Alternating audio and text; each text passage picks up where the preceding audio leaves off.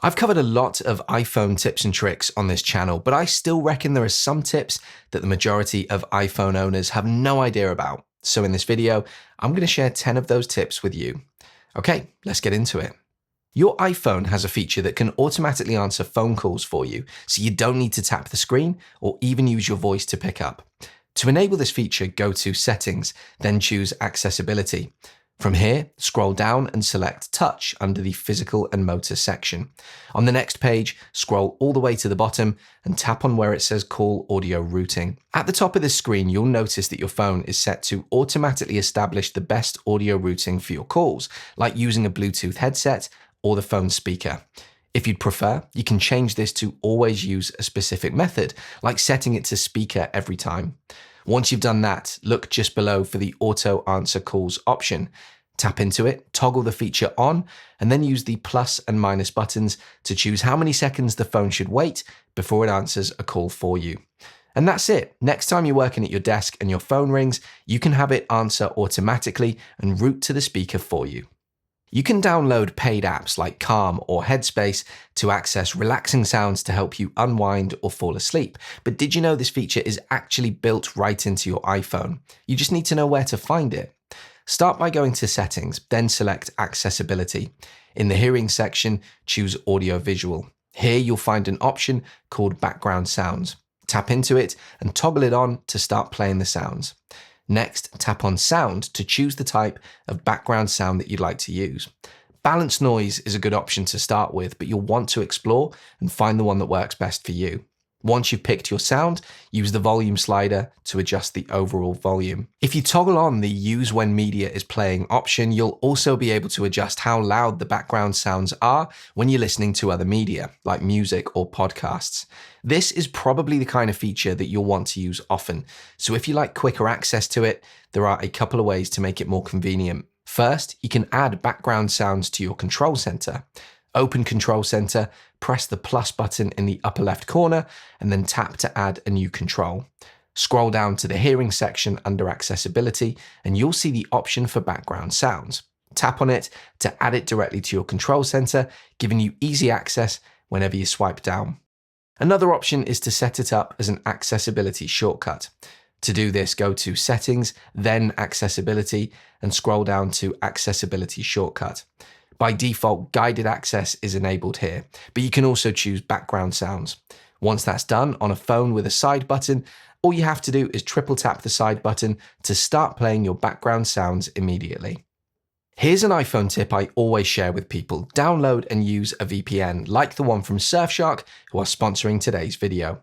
Did you know VPNs aren't just about keeping you safe online? Take the example of booking a hotel on your phone.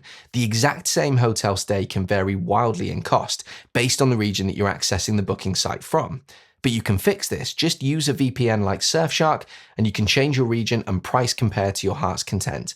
It even works for flights, car rentals, pretty much anything that you need to book. And what about when you're away and you can't access the news or shopping websites you enjoy at home because they're blocked, or watch your favorite shows on streaming because the local service has a different content library? SurfShark is available on all your devices, a couple of button taps, and you're surfing like you were back home again. But by far my favorite feature of SurfShark is their new alternative ID feature. So here on YouTube, and to everyone who knows me, my name's Tom. But if I'm signing up for a newsletter, my name's Micah. And that's because Surfshark creates an alternative ID with a name, address, and email address that I can use when signing up for stuff online instead of my real details.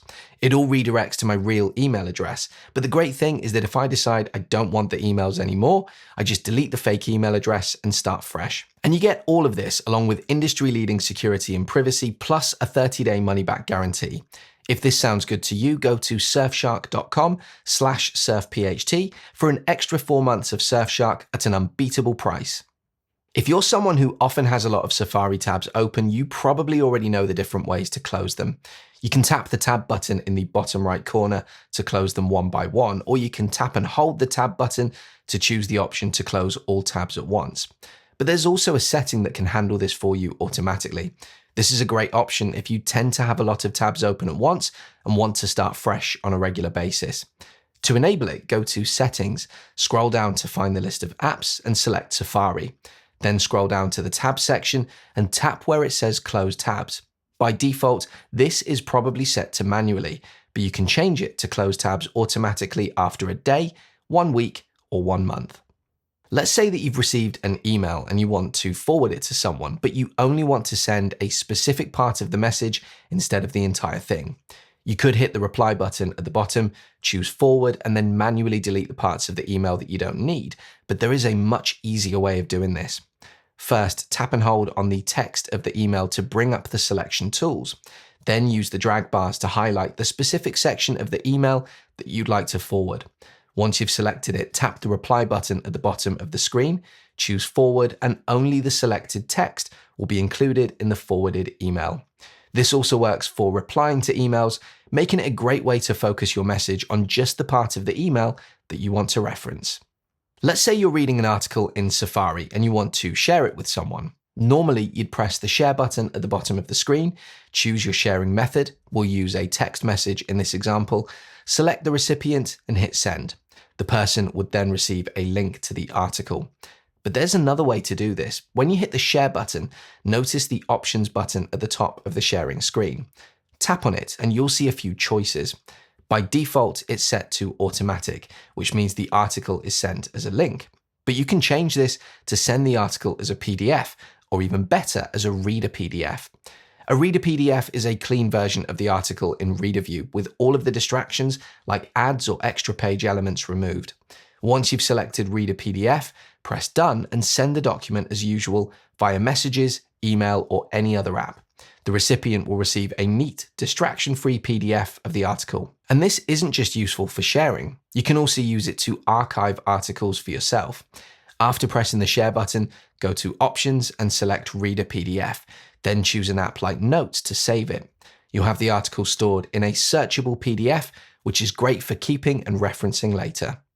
Let's say you're meeting someone at the airport and you ask them to send over their flight details. They send you a text message with the flight number. Simple enough. But did you know your iPhone has a really cool feature that makes this even more useful? Go to Messages and locate the text with the flight number. You'll notice the flight number is underlined. Tap on it and you'll see two options: copy flight code or preview flight. If you choose preview flight, a small window will pop up with the most up-to-date flight details. This includes information like the flight status, estimated arrival time, and even which baggage claim the luggage will be arriving at. It's a super handy feature to help you stay informed without having to search for the flight information yourself. By the way, have you ever watched these tip videos and thought, how am I supposed to remember all this? You might be interested in the training portal I'm building, iPhone Essentials Plus.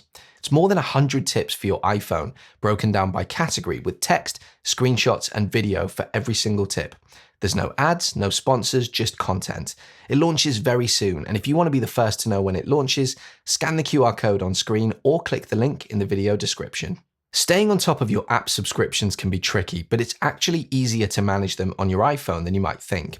Start by going to the App Store, then tap your Apple ID icon in the top right corner of the screen and select Subscriptions. Here you'll see a list of all your active subscriptions. You can sort them by name, price, or renewal date to quickly see which ones are coming up next. If you tap on a subscription, you'll have the option to cancel it if you no longer want to use it. Even better, for many apps, you'll notice a button labeled See All Plans. Tap on this to view all the subscription options the app offers, including plans that might not be obvious in the app. While this might not be useful for every app, for some you could find a more affordable option that could save you money. It's a good idea to check this page often, not just to cancel subscriptions that you no longer need, but also to ensure that you're getting the best deal available. I'm sure you already know that in any writing app on your iPhone, like Notes or Mail, you can tap the AA button in the menu bar to choose bullet points for your text.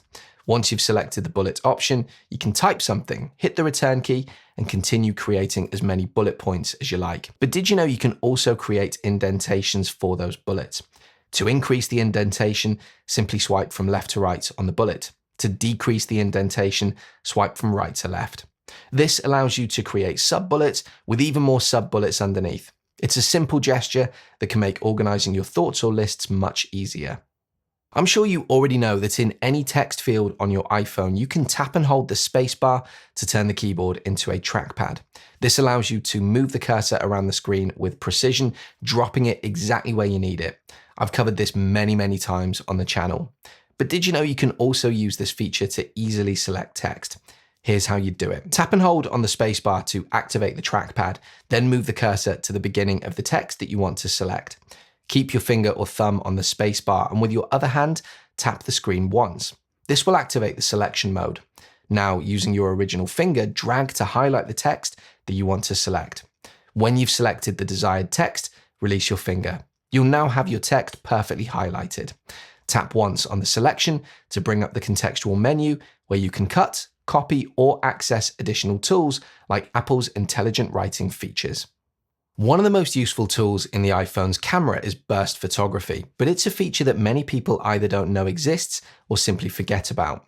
It's perfect for capturing those moments when timing is everything, like group photos where you want to make sure that everyone's smiling and has their eyes open. Typically, people might just tap the shutter button to take multiple photos, but there is a much easier way. With the camera app open and set to photo mode, tap and hold the shutter button, then swipe to the left.